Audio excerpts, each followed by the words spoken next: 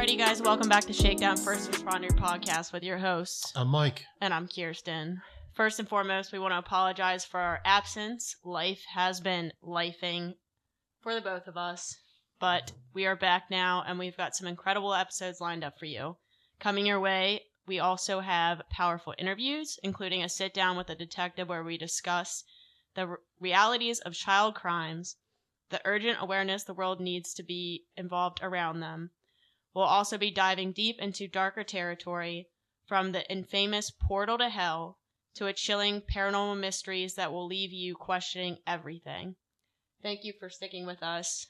Let's get ready, because it's about to get intense. Yeah, the one with, I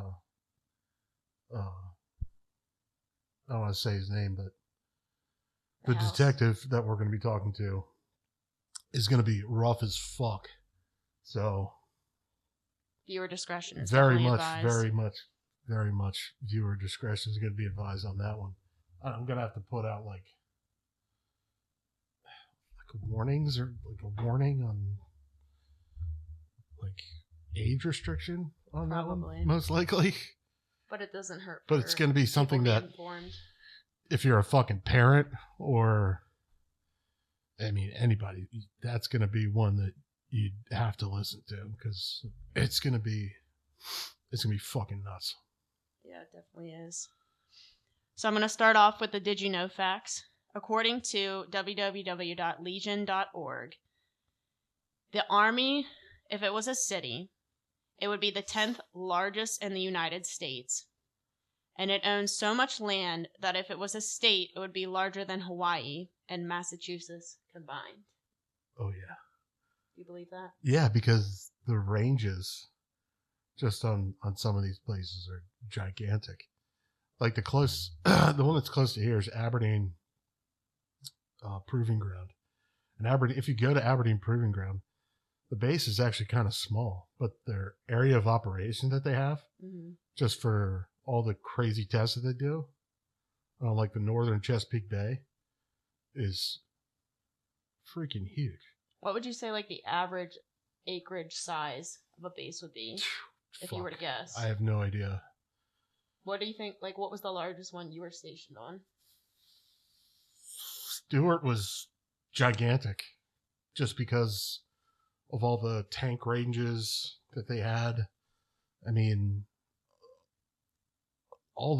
there was tons of different ranges, and it's all various different things, like, shooting ranges. Christ, just to get out there, to drive on whatever long road that was. You're driving through probably about 35, 40 minutes of absolutely nothing until you get to base. And the base is pretty big, but yeah, the area they use for all the ranges and all that stuff is crazy. It is pretty crazy. It's pretty crazy. Got a lot of things and secrets to keep. Yeah, lots of secrets. The UFOs. It's definitely the UFOs. Area 51 is probably huge. I don't know. Never been there. I don't want to go there. I don't want to storm. I would like Area to 51. one day. Yeah.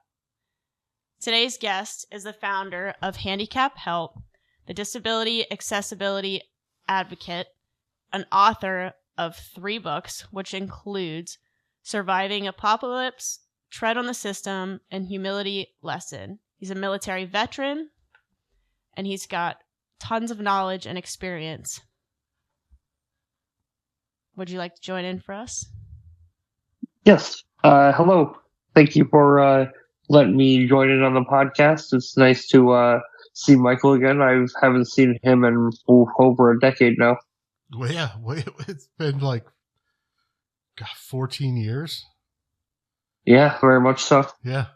14 years, because I got out in 2011 and you were still there at Stewart. Yep. I was injured in 12, just after Operation New Dawn, I think they called it, some BS like that. Yeah, it was. No, it was Iraqi freedom, and then they changed it on the first. Yeah. I think it was the 1st of September. They changed it to New Dawn, and that was when that was when we were handing everything over to the very capable Iraqi army and Iraqi police, who did such a bang up job. Incredible shit show. And then on the 5th, which was my birthday, we got attacked at where the fuck were we? Old Mod. Was that Old Mod?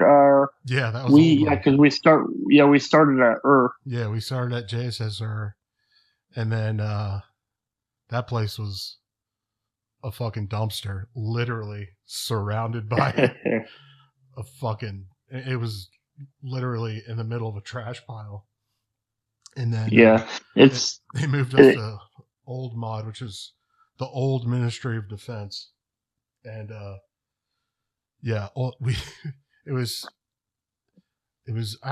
Operation Iraqi Freedom, and then September 1st they did. They were like, yeah, we're gonna call it New Dawn, and then 5 days later, we get attacked, and we see the Iraqi army running around like a bunch of chickens with their heads cut off, and we were training their special forces.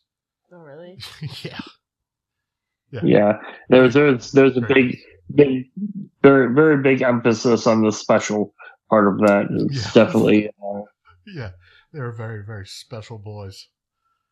Yeah, I remember because we were told we weren't allowed to leave our area, and we had to just watch them. We'll say break contact quite often on the JSS. It was definitely a shit show. Yeah, they didn't like to fight. They were definitely there for the paycheck, and they a lot of the guys, I mean, that were somewhat decent, even told us, they were like, yeah, we're here to eat, because most of them were just, they came from absolutely nothing, and then they get promised a paycheck, and they're like, and then a little bit after that, they ended up hitting that recruiting station with that S-Vest, and blowing that all to hell. Yeah. But yeah, I mean, such a smooth transition. Yeah, very much smooth, and then pretty much everything went to shit. I talked to a lot of my buddies when I got medically retired. I told them that, as it was kind of a weird thought, because the deployment was so much more different than a lot of the other guys had experienced in deployments. But I don't know, when I talk to people about it, I almost feel like, as much as it was difficult at times, a lot of times it was one of the most relaxed years of my life, because the only thing you really had to do was survive. Like, you survived. You and your buddies worked together, and you got through mission to mission. And it just kind of taught you, like, when you come back home and you get the stresses of actual, like, life, like paying bills and worrying about kids and stuff like that. It seems like in society we put so much more stress on ourselves than we should, when, I mean, honestly, even at war, I mean, I know plenty of guys that say that as hard as it was, sometimes that was almost just easier than normal life, because it really is just basic survival. Yeah. I feel like I've heard that a lot from a lot of military veterans. Yeah. For those of you that don't know, this is Sgt Jordan Teegardin. Since I didn't give you your full introduction. No. That's why I had to sneak it in there. Okay. God damn it! I'm And I always think it's funny because they being the army, they did me dirty. I was a specialist there. I got specialist pretty quickly.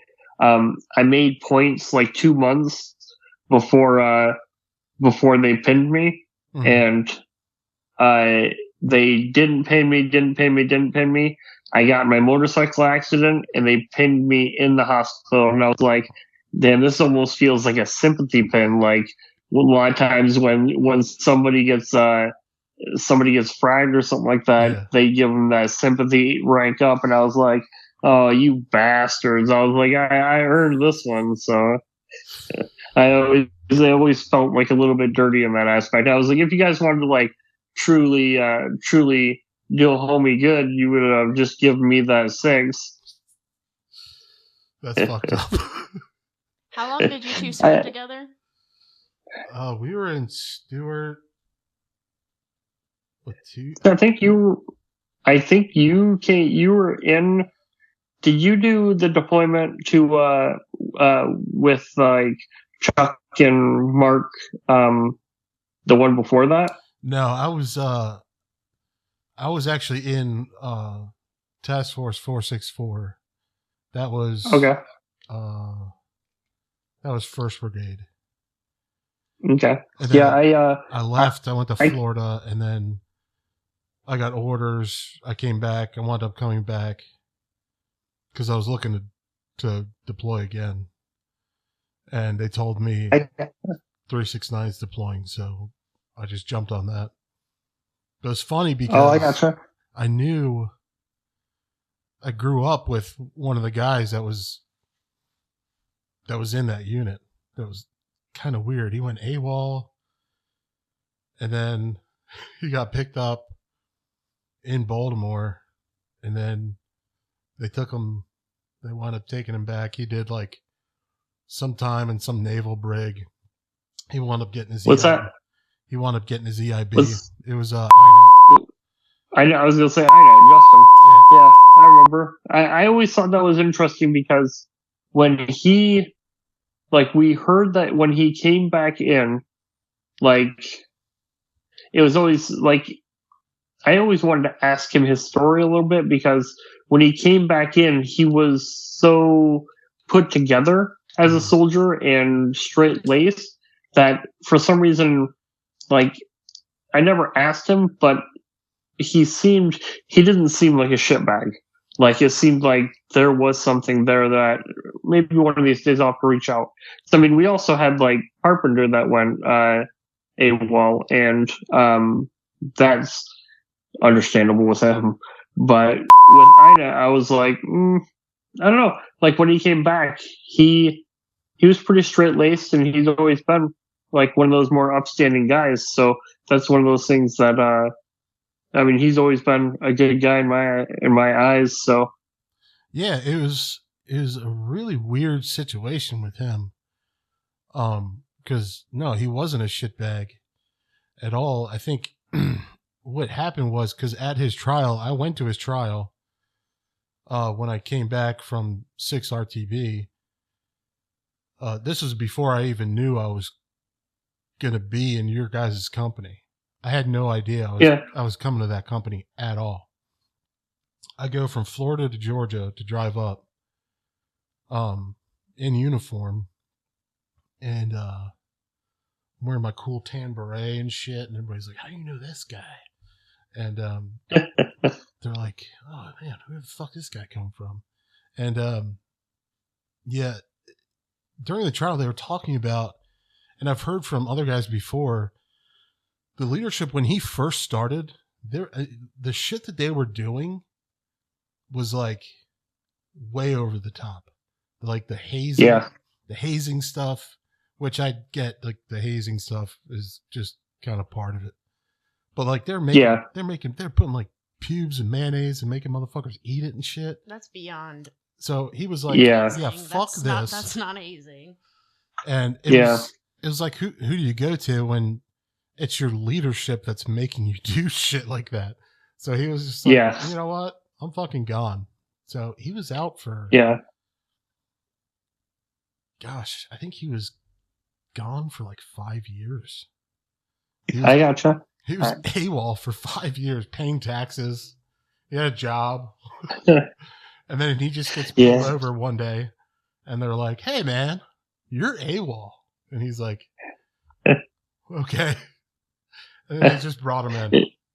Yeah, it's one of those things where like, shit, I mean, you got me. Like, yeah. I mean, there's nothing I can say to that. And then Bravo Company, when he came back, he's like completely different. He told me, he's like, he's like, it's freaking night and day. I mean, what's the consequences of going AWOL? He did time, like he did some time in some naval brig. I think he did, I don't know how many months. Yeah, I think a lot of times it's dependent on like circumstances, especially with like if he's expressing the experiences that he had, especially probably as a young soldier like that. Yeah, I think it's a lot different than like others, because I think even our other soldier that went AWOL that I spoke of earlier, I don't really remember the repercussions there at all either. Mm-hmm. And so, yeah, I don't know. I think it's definitely case by case basis, which, I mean, there's always so many different logistics to it that it's a way above my pay grade. Yeah, they had another one that when I got to that unit, they put me in charge of this guy. He was from Gary, Indiana. I completely blank on his name. But he was a total shitbag. But everyone was telling me, they're like, hey, when he first got here as a private, the same time my buddy did. Yeah. Back in like 2004. They're like, yeah, he was like super squared away. Yeah. But, yeah, it's amazing how much just leadership can derail. Like, I mean, honestly, even like in civilian life, like how much just one bad leader can completely mess up a whole organization, a whole, like, that's why, I don't know. It's always a double-edged sword when someone's promoted. Yeah. I mean, fortunately I lucked out when I first came in. I had great leadership, pretty much throughout my entire career. Yeah. Even to this day, one of my first squad leaders, I keep in touch with him all the time, and that's Luhan. Oh yeah, Jesse. Yeah, he's one of the most upstanding guys ever, and I mean, still probably once a month, even after probably 14 years that I've seen him, I still can reach out to him and just bullshit with him. Yeah, he's a solid dude. I can definitely say that, like, I've always been good at like keeping up with a lot of my social gathering throughout my life, but I want to say when it comes to the guys that you serve with, like, there's definitely a different bond than because I have like high school buddies that I graduated with that I've known since kindergarten, and it's a different bond when it comes to someone that you serve with. Yeah. Because you're guys, like, you're surviving together. Yeah. Like you said, I mean, that's completely different. Yeah, because, I mean, me and Ina, honestly, well, I'll probably have to blank his name out because he probably might not want me to say his name. Yeah, no worries. But, like, we went through elementary school, middle school, high school together. Oh, okay. And then we go to college. We both go off to college.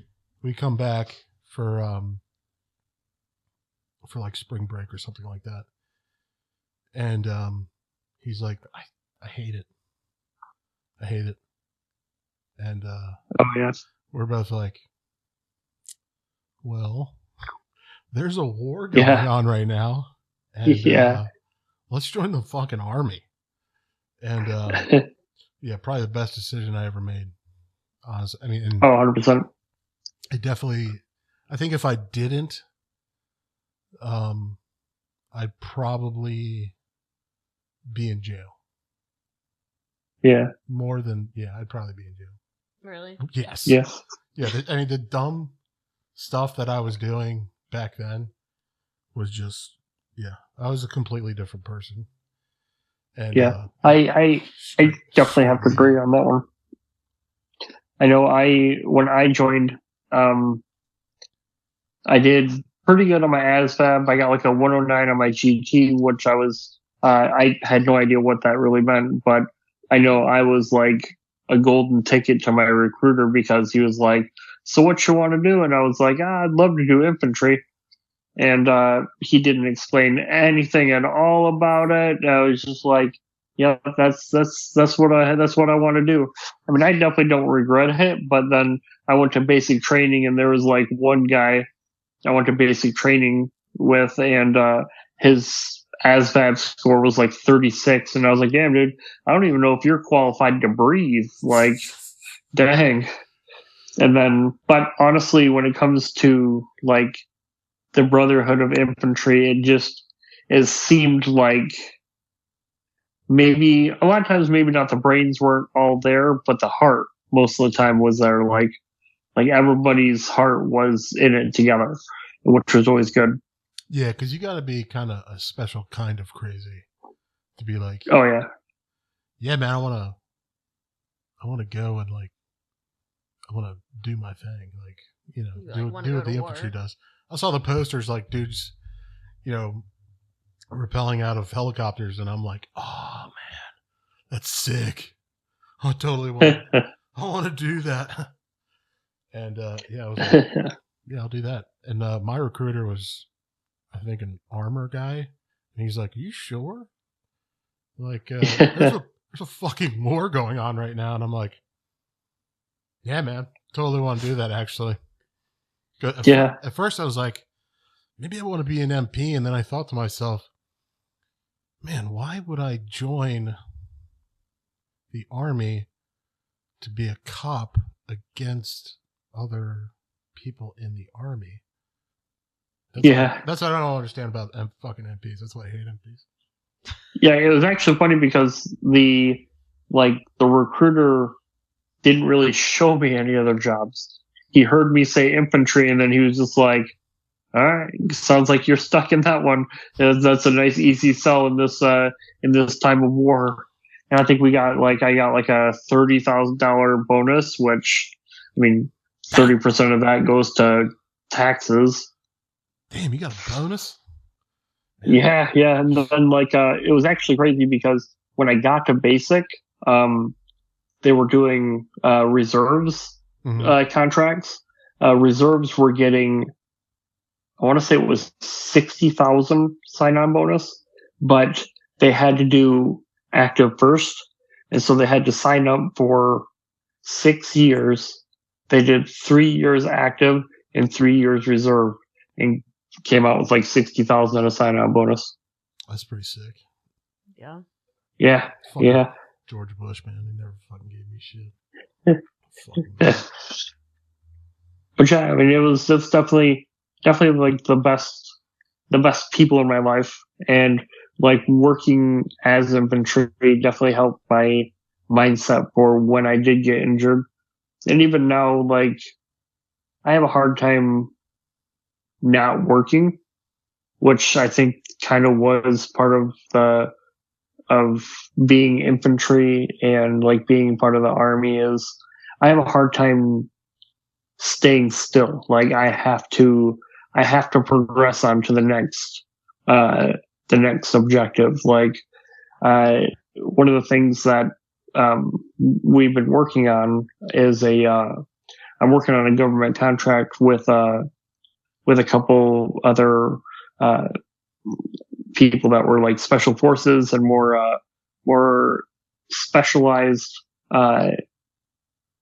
operations than just straight infantry. Mm-hmm. But we're getting ready to pitch a deal with the VA and kind of like disability services, where we want to make personalized emergency plans for people with disabilities and elderly, because especially like when it comes to the military mindset, you had a TM for absolutely everything. Like anytime, like as we all know, it's keep it simple, stupid, and this is what the business is going to do. We are legitimately just going to take all of their medication lists, their supplies, where they live, where like what the threat assessment for the year is, and we're going to put it all in a personalized packet for them, so that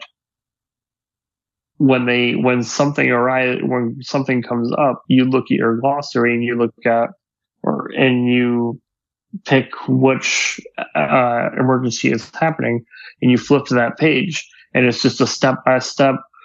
First thing you do this, second thing you do, just all crayons and stuff like that, so that people know exactly what to do next. Because especially in the military, where you're told how to do everything, it can be intimidating when you have to do it on your own. And so we just thought that would be an invaluable tool for them, because we have we have the medication section, and with the medication section, we're establishing how long the medication is good for, and then we're also adding like how long it takes to taper off of it in case of an emergency, and you need to taper down off of it. Mm-hmm. And then we also are adding things like, if you're tapering down, what type of herbal remedies and like roots and stuff like that you could use to supplement for that drug, to either taper down a little bit easier, or to still have those benefits afterwards. And so we're trying to look at all the different aspects. Originally, it was kind of like we've always had the passion of like, my first book is how to survive the zombie apocalypse while disabled. And so it was just kind of just hints and tricks for disabled people, not exactly to survive a zombie apocalypse, but just kind of be more confident in everyday life. That because sometimes when the system fails, you want to be able to kind of rely on yourself a little bit more. Which a lot of people don't. Especially like these days.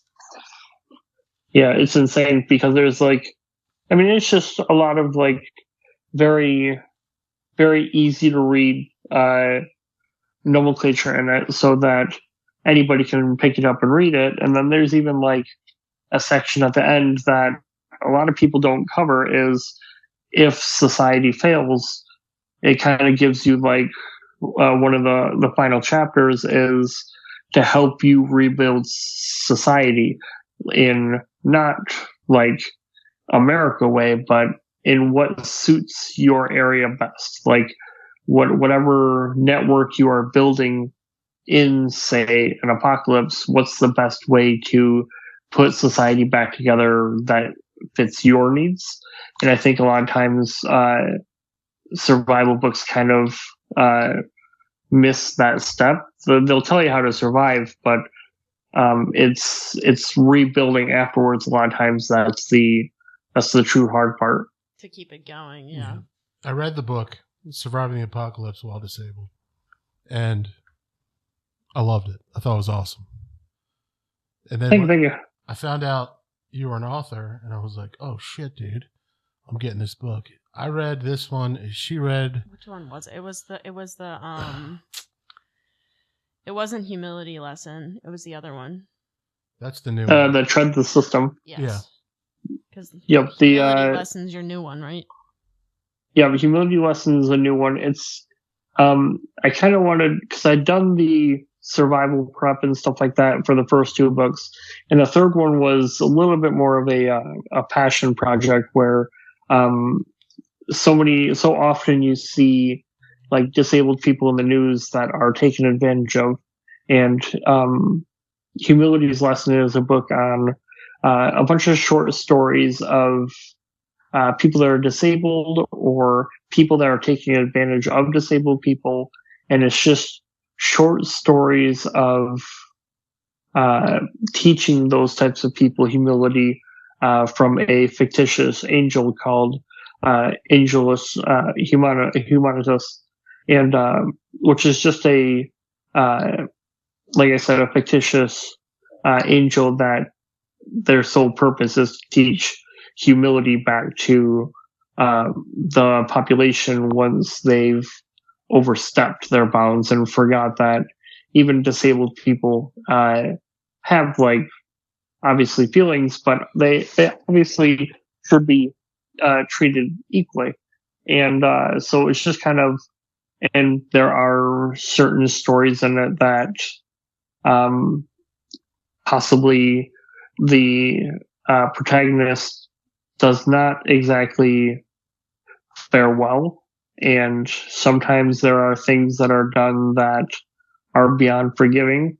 And in the end, hopefully that everybody comes together and has a kumbaya moment. But it's just one of those things that it puts, as they call them, able-bodied people, into the kind of the mindset of how someone with a disability can take things, and just kind of how their lives can be at times. And so it's definitely one of those things that I actually, over the next week here coming up, the first full week in August, I am running a promotion, so it's going to be absolutely free for anybody on Kindle. And I wasn't really wanting to make any like money off of it.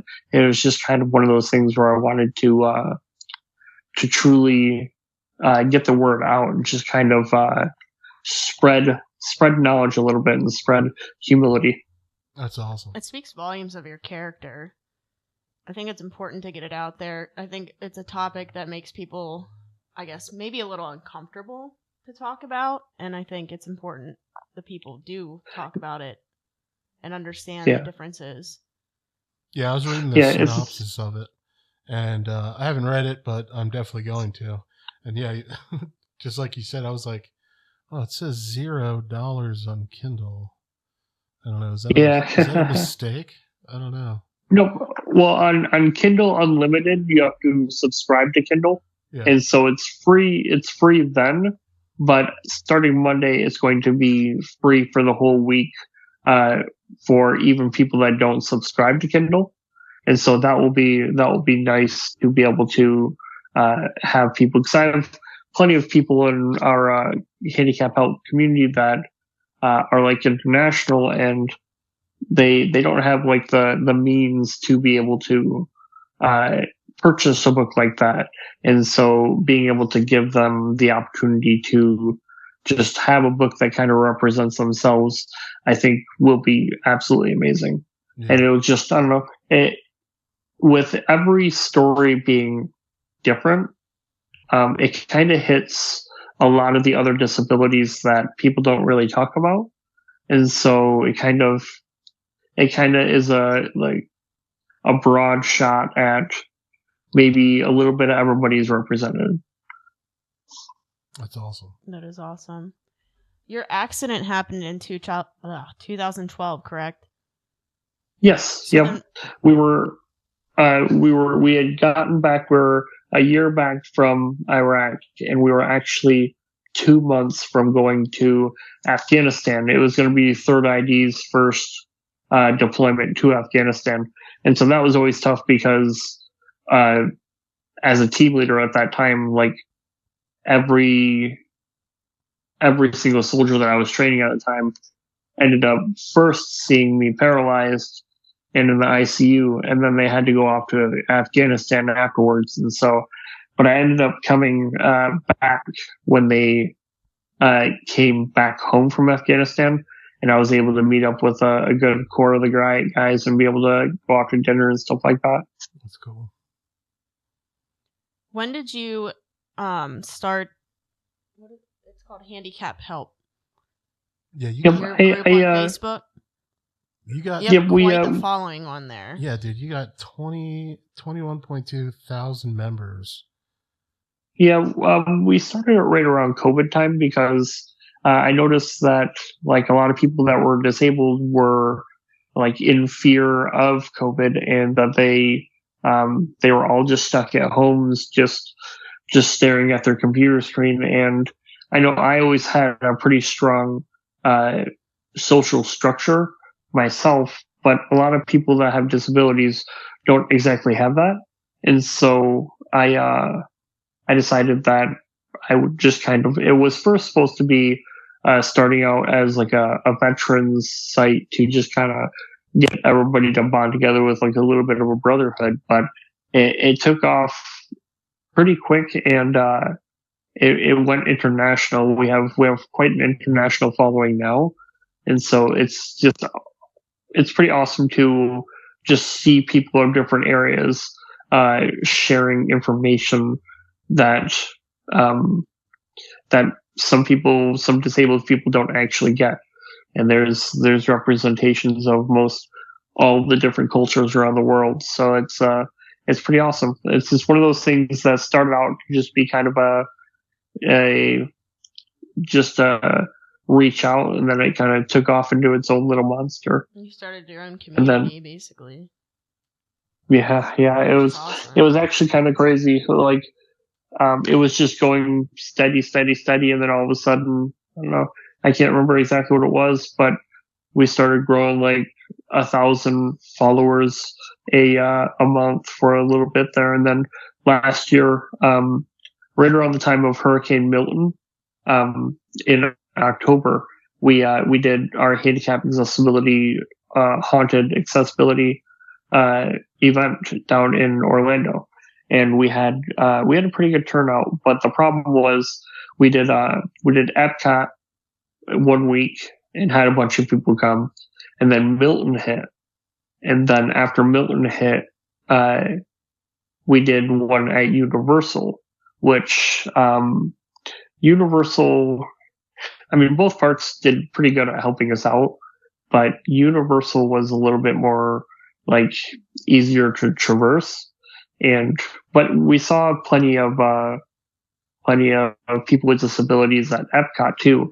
But it was nice to, even people that weren't able to make it because of the hurricane, it was really cool to still be able to meet other people with disabilities there because of how well like Disney and Universal does with people with disabilities, and just kind of different arrangements that kind of give some like amenities to disabled people. I know we stayed at the Wilderness Lodge at Disney with family members for when Milton hit. And I know Disney actually, I mean, it was a big shout out to Disney because they knew that I had my power wheelchair and stuff. They brought us a big external power brick to charge my wheelchair if power goes out. And they checked in on us like the day before, the day after, and the whole day during. And they did a good job of like putting like activities out for the family members and kids and stuff like that. It was absolutely amazing. Like Disney did an amazing job with it. That's awesome. Yeah. That's cool shit. I didn't know that they would actually, I mean, I guess it is Disney, so it makes a little bit of sense. Yeah, they got some money. Yeah. They got the money. They can do it. Yeah, they do. So. Yeah, it's like, oh, go ahead. No, you go ahead. Oh, but yeah, everything right there is going good. And then, we wanted to, at the beginning of the year, we wanted to, launch a consulting company for, like international, like travel. We had gotten a couple, like when we had the haunted event or haunted accessibility event, we had companies reach out talking to us about, representation. And then, so the first of the year we wanted to do, we really wanted to challenge the American Disabilities Act, the ADA, because a lot of times you run into companies that they'll just say that they are ADA compliant when, like, even like when we went down to Washington D.C., most of like these Starbucks or old buildings or anything like that, there was no way for me to get into them with my power wheelchair. I had to sit outside while everybody went and like got coffees and stuff. Yeah. So like even in our nation's capital, like they don't have the accessibility that actually, from what I've seen, a lot of other countries have. Like even like China, they have some of like their old like temples and stuff like that, and they still integrate like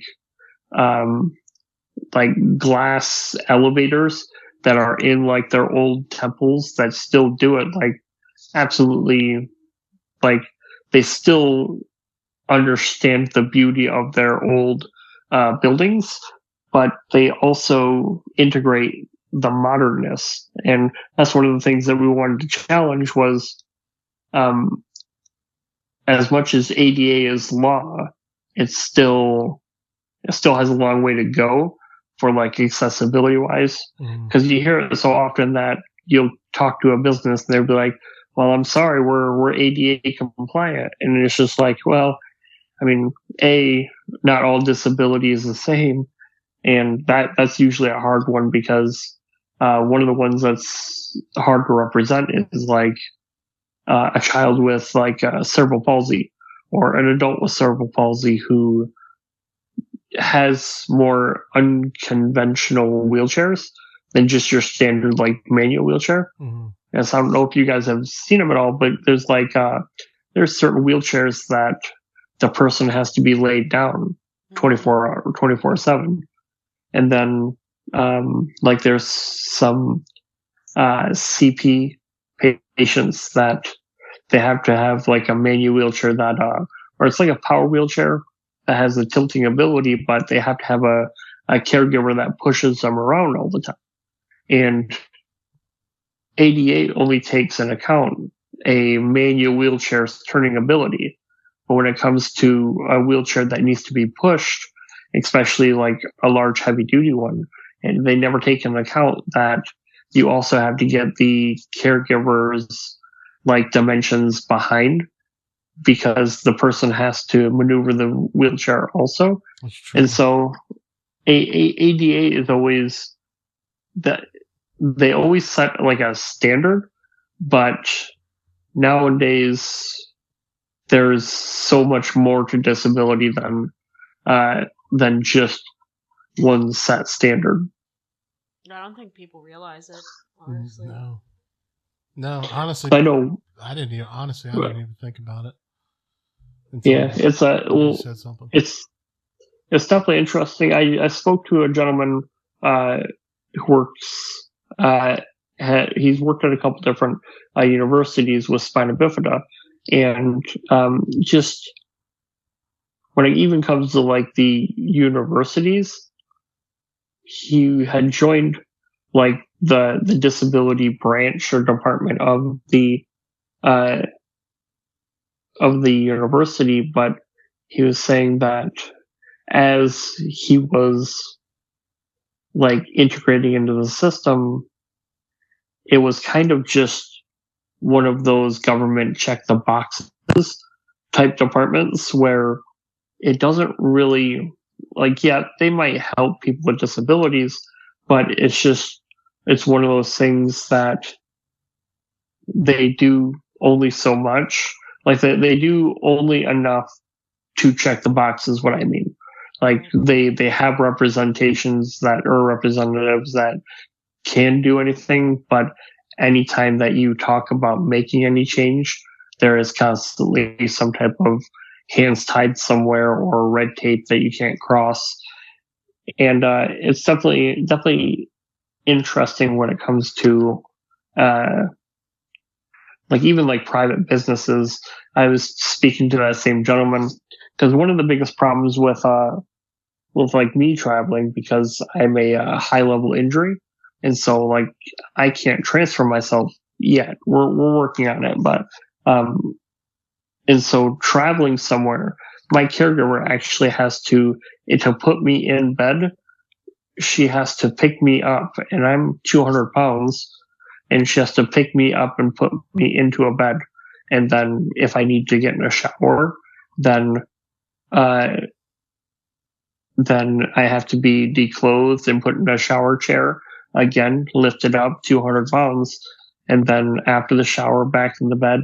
Like, there's so many moving parts to going somewhere that it's just kind of crazy. That's why a lot of people don't travel with disabilities.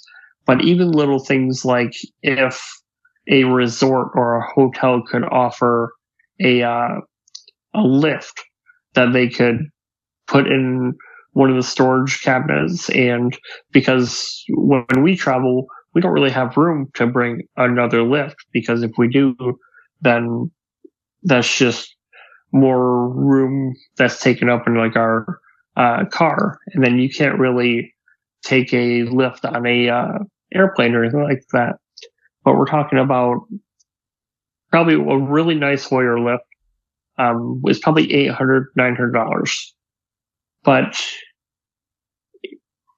so that is, I agree, a big expense for a business. But then a lot of these businesses, like resorts, you'll drive by and you'll see 5 basketball courts, 7 tennis courts, and I don't like to throw shade or anything like that, but how often do you truly see anybody out there using any of those types of like systems and stuff like that, where you could remove one of those basketball courts, take half the money for that, and literally just, like, you could even like have somebody sign a waiver saying that if something happened, then it was kind of on them. But just being able to provide a Hoyer lift like that, or just any type of system along those lines, it honestly, I think it would boost their business more than anything.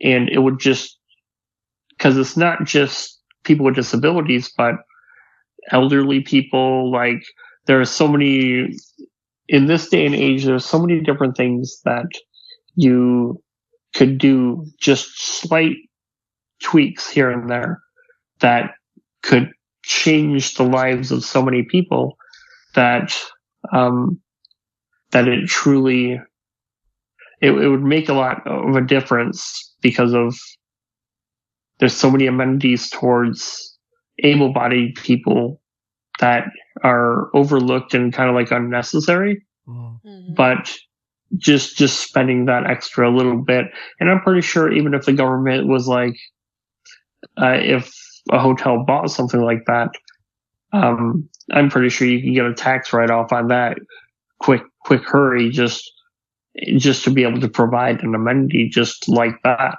And so that was one of the things that we were trying to push for our the beginning of the year for our consulting company. But with the year, how it has progressed, and the DEI and administration that's going on right now, it's kind of one of those things where we had to kind of put on a back burner.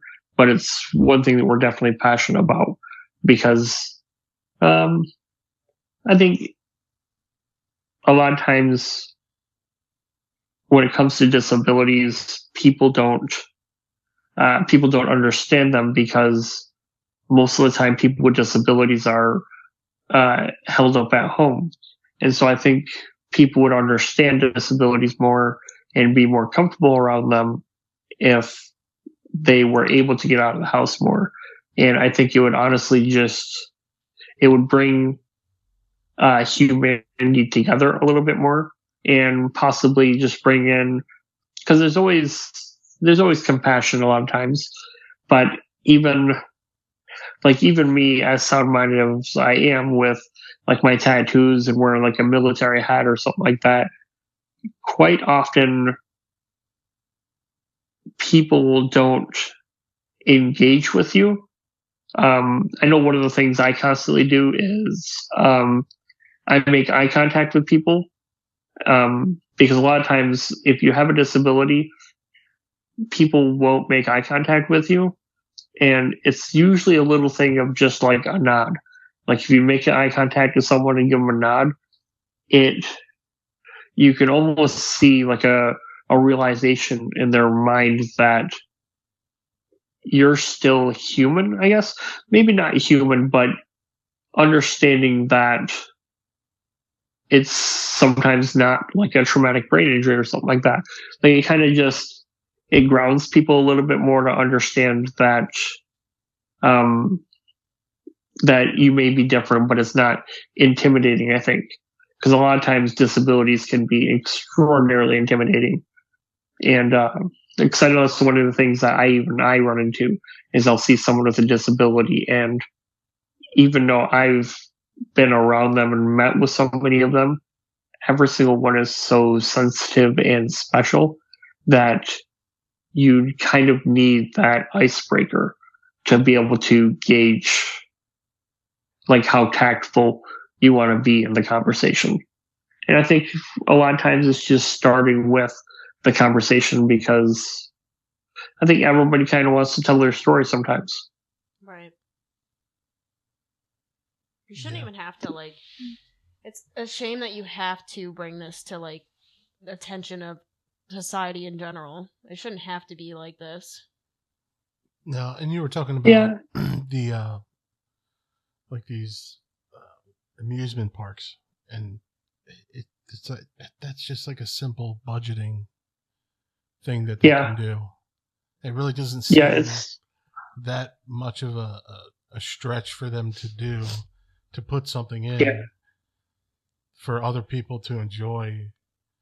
I mean, I think it's honestly, it's like something treat it like I've never even paid attention to, that I'm now going to pay attention to.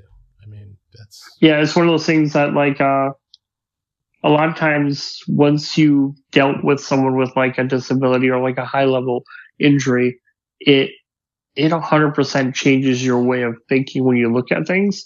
And that's, I think, one of our biggest goals is to get people with disabilities kind of out there so that other people can understand and kind of not always have to recognize, but understand that there are special situations out there where just the littlest thing can change someone's day a little bit. Like there's times where my family will always tell you I'm incredibly social because I love people, like truly, like people watching, just messing with people.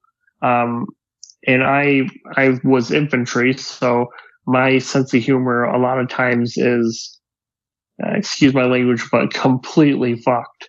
Like I have a running joke that if I go to the bar and get a drink and I'm kind of like roaming around, just kind of hanging out, if a waiter or bartender ever asks me how my drink is, it's the same reply.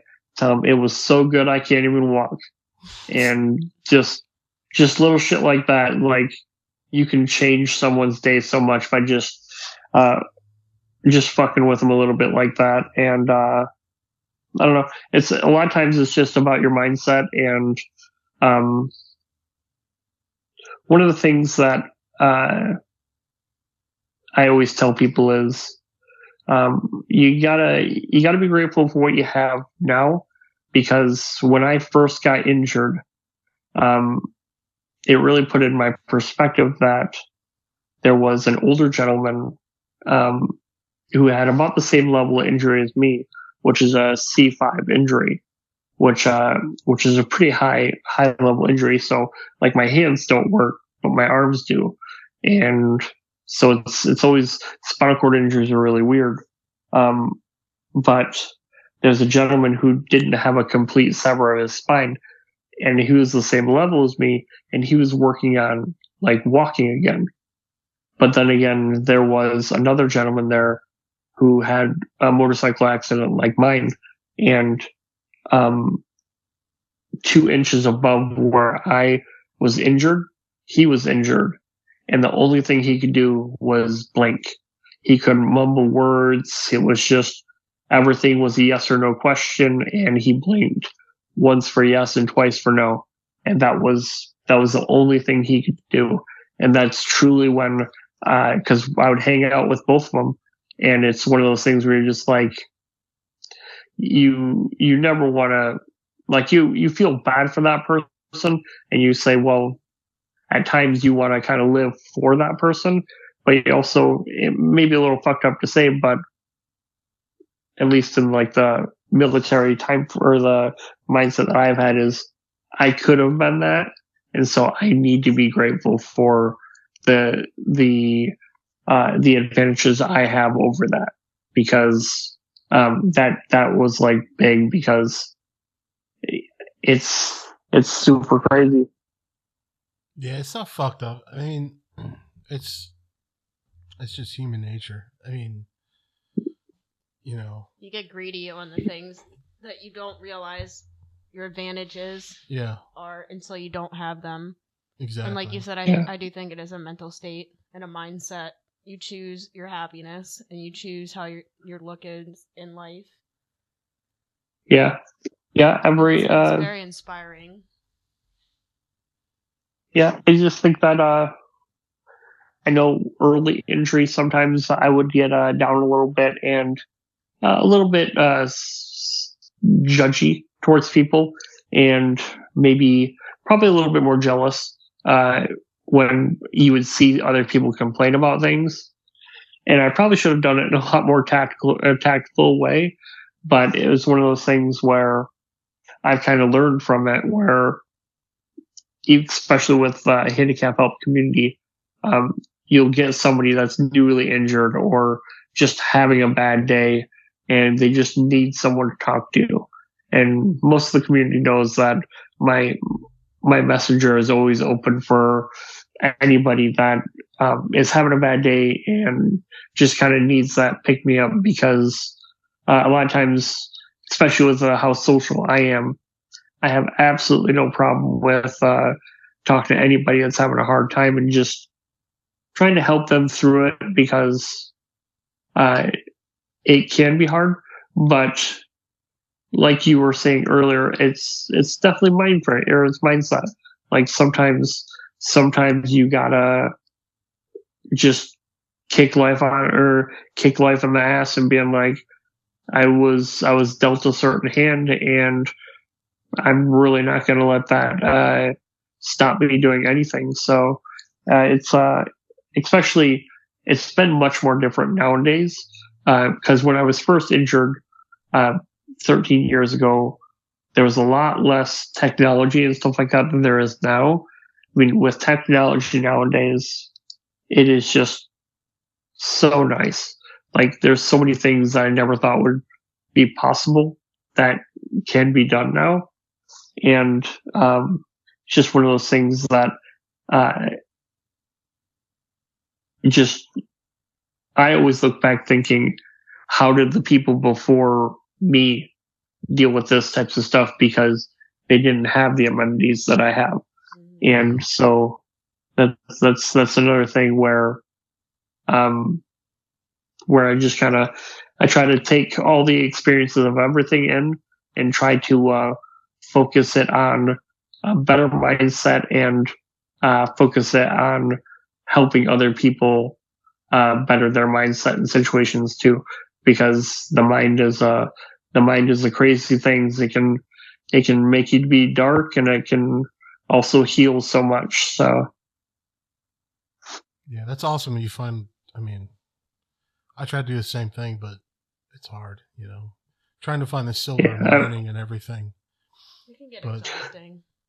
I mean, what you've done with handicap help online, on Facebook, on TikTok, and reaching out to especially people that are new to,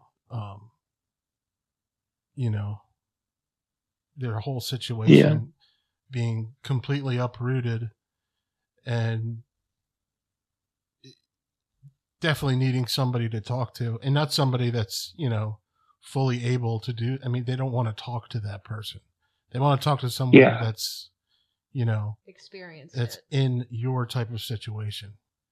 Yeah. A lot of times, like the gentleman I was speaking of before, like a lot of times you'll seek a counselor and they will be like an able-bodied counselor, but there are times where um, talking to someone else with a disability definitely hits home because you might hear from someone that um, I know what you're going through or I understand what you're going through, but with every person you're absolutely unique and all your situations are absolutely unique um, that sometimes as much as somebody can say that they know what you're going through, a lot of times what I've noticed with like other disabled people, they're like, I don't know what you're going through, but I would love to learn and then being able to base that off from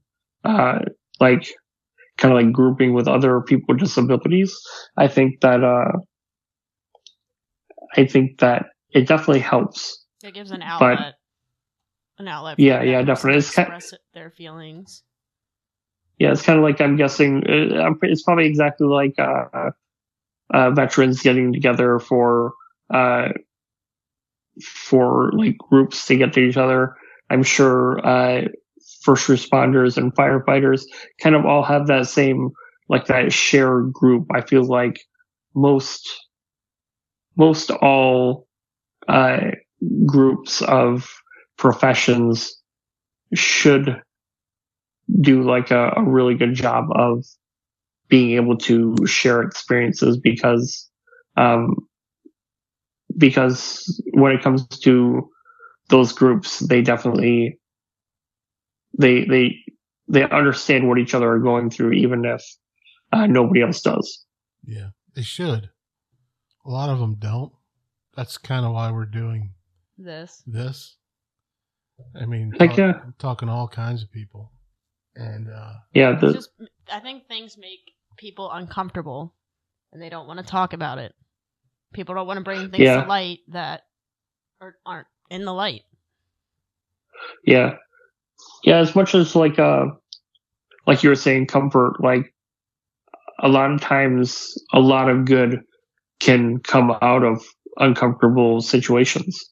Like a lot of times, those like even in a bad relationship, and you have pent up feelings that you want to express, and it's going to put that in an uncomfortable situation. After the uncomfortable situation, people just have to remember the relief that they get after the uncomfortable situation is gone. Right. We are gonna link your Amazon for the books as well as your Facebook, but you did say that you are open to like receiving any messages. Is there a specific way that you communicate with people for anyone that's listening? Or is it just through your Facebook account? A lot of times Facebook is usually the best way to connect with people, but my number is up on my website if needed, and I am usually pretty attached to my phone. So if anybody ever needs to reach me, handicap help, or any of my team members, they're feel free to reach out. Yeah, we'll definitely throw those links in there, and we'll throw the books on here too. I mean, dude, when I knew you, I was like, and I, not, this isn't a dig on you. And then, finding out about your accident, and then I'm like, oh my God, he's a fucking author? What the fuck? I'm like, oh man, I got to jump on this. So I was like, yeah, dude, we got to have him on. I got to read this book. The book I fucking loved. But yeah. And if you guys ever want to do like a follow-up podcast or anything like that, hit me up. 100%. Yeah. Well, we do have one last question. We do ask everybody the same thing. So we kind of spiraled this off of our podcast interest spiraled off of many topics, and we initially started it off of a paranormal interest. Do you have any paranormal stories or anything that you've experienced that you would be willing to talk about? So I'd have to say, the paranormal part, I absolutely love paranormal stuff. I've experienced very little, but I will say last year, I was out at my farm in Andrews, South Carolina. We have like 14 acres, and it was for my caregiver's daughter's birthday. We had a bunch of kids out, and we looked up to the sky, and there was a row of lights moving, but it was lower than probably most planes that, like, you understand, like, we've all seen a blinking light on a plane fly above, and it's like a moving star, but this was different. And the news tried saying that it was some Starlink bullshit, but I would probably say it was probably about 300 meters above the trees. And there was probably 15 lights that were all in one, like, synced row that were moving.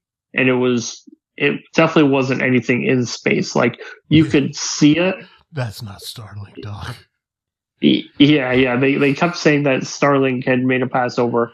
I'm like, that's like, more than likely, if I had a 308, I could have touched out to it. Like maybe 308, between 308 and 338 Lapua, like, you could have definitely touched one off. And it was one of those things where I was like, that's insane. And that was my first time. But I've always loved, like, Bigfoot and stuff like that. I think those videos are absolutely amazing. Yeah. Yeah, I love the cryptid stuff. I love the alien stuff. I love the whole paranormal ghost, all that Area jazz. 51, if you're listening, we're interested. Yeah, we want to come and. I tell you, if you guys want to link up sometime between or somewhere between South Carolina and you guys, we find a handicapped accessible haunted place, we'll do a podcast or like a podcast or something like that out there at night. Oh, I'm 100% down. I also love the Carolinas, so we don't even have to meet halfway. We can come down there. Yeah, that'd be hella sweet. Yeah, that'd be awesome. All right, Jordan, dude, thank you so much for coming on. I really appreciate it. I love fucking seeing you again. Hell yeah! This is a great episode. Heck yeah, I appreciate it very much. Hopefully you guys have a good day, and it's definitely a good time or a good way to start the day. So thank you so much. Thank you again. You too. All right. See you. Bud. See you. Alrighty, guys. Like I said, we're back. So stay tuned for what's to come. Yeah, we got some new stuff. Yeah, we had to take a hiatus. I think this is episode 11. Is it 11? Yeah, it's 11. We did the last one was 10 months ago. That was like 4 months ago, 3 months ago. Yeah. So we're now in the full swing of things. We want to start putting out more and get some more merch and stuff out there. You do see this incredible banner. Yeah, we got the banner. I got a shirt. I tried to get you a shirt. Yeah. Well, we're figuring that out. That one didn't work out too good. I'm really sorry. But we did get stickers, so we need to get more of those. Yeah, the sticker right here. It's right here. Yeah, it's on there. So yeah, we'll get more, and we'll do like a merch thing. I know we got the Veterans Day Parade. I definitely want to do that still with Jason Sydock. That's not until next year, right? No, it's coming up in November. Oh. Yeah. Okay. I mean, we'll be there. Yeah, I'm down. But yeah. I think we're back. We're back now. This has been a Shakedown First Responder podcast. Stay safe. Stay creepy.